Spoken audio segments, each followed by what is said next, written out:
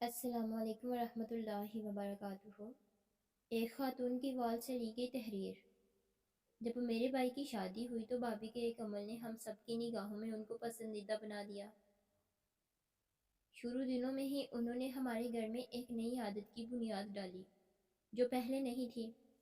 وہ یہ کہ جب بھی کوئی باہر سے آتا، خواہ بازار، اسکول، کالج سے یا کام سے، بھابھی اس کو پانی پیش کرتی۔ جتنا بھی ضروری وہ کام کر رہی ہیں، آنے والے نے دہلیز کے اندر قدم رکھا ہے، وہ وہی کام چھوڑتے کچن میں چلی گئی ہیں۔ سب سے پہلے جگ یا گلاس میں پانی لا کر پیش کیا۔ امی اور بھائی کی حد تک ٹھیک تھا، جب وہ ہم بہنوں کے لیے بھی یہی کرتی تو بہت عجیب لگتا، ایسے جیسے ہم ظالم نندے ہوں۔ ہم نے ان کو بہت بار منع کیا کہ ہم خود پی لیں گی، پانی آپ نہ کیا کریں۔ جواب میں انہوں نے کوئی وضاحت، کوئی دلیل پیش نہیں کی، بس اپنی عادت پر قائم رہی۔ میں کالج سے آتے پہلے یونیفارم چینج کرتی، وہ میرے گھر میں داخل ہوتے ہی بیگ اتارنے سے پہلے پانی تھماتی۔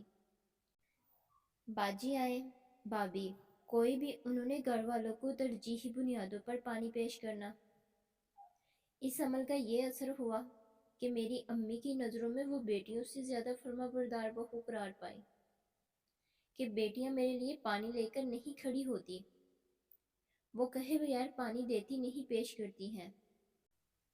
پچھلے سال بھابھی نے روٹیاں بنانی اور چاول بنانا سیکھے ہیں، ہمارے گھر آ کر کھانا بنانا اور سب سیکھا۔ باورچی خانے سے متعلق وہ کچھ بھی سیکھ کر نہیں آئی تھی، لیکن امی نے ہم سب سے کہہ دیا، خبردار اسے جتلایا بھی کہ اسے کھانا بنانا نہیں آتا یہ وہ۔ اب وہ سب کچھ اتنے اچھے سے سیکھ گئی ہیں کہ یقین ہی نہیں آتا۔ یہ آج سے پہلے روٹیاں بناتے اس کے نقشے بناتی رہی ہیں۔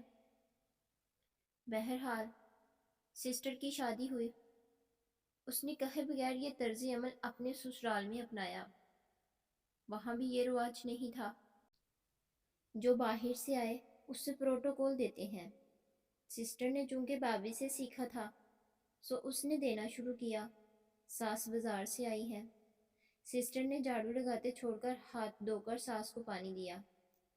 سسر آئے ہیں، ہانڈی میں ڈوئی چھوڑ کر اس نے پہلے ان کو پانی پیش کیا۔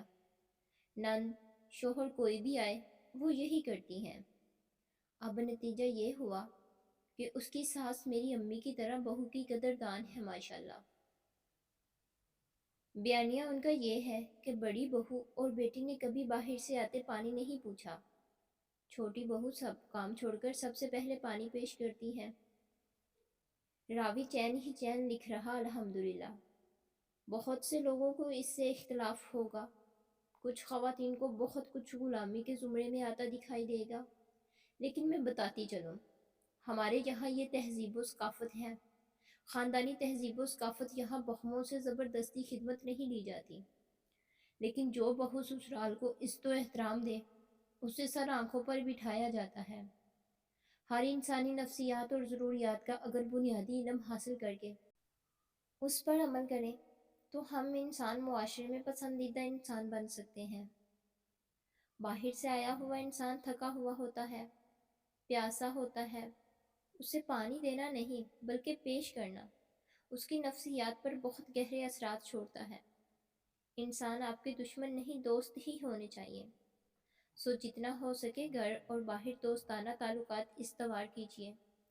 دوستانہ تعلقات استوار کرنے کے لیے ہمیں دوسروں کو ترجیح، پروٹوکول، اہمیت، احساس سب کچھ دینا پڑتا ہے، پھر جا کر تعلقات استوار ہوتے ہیں، اور یہ تعلقات اتنے مضبوط ہوتے ہیں کہ کوئی شیطان اس میں رخنا نہیں ڈال سکتا، وہ شیطان رشتہ دار کے روپ میں ہو یا کسی بھی روپ میں۔ کہنا صرف اتنا چاہوں گی کہ ہر چیز ہم والدین کی تربیت سے نہیں سیکھ سکتے، کچھ چیزیں معاشرے سے بھی سیکھنا پڑتی ہیں۔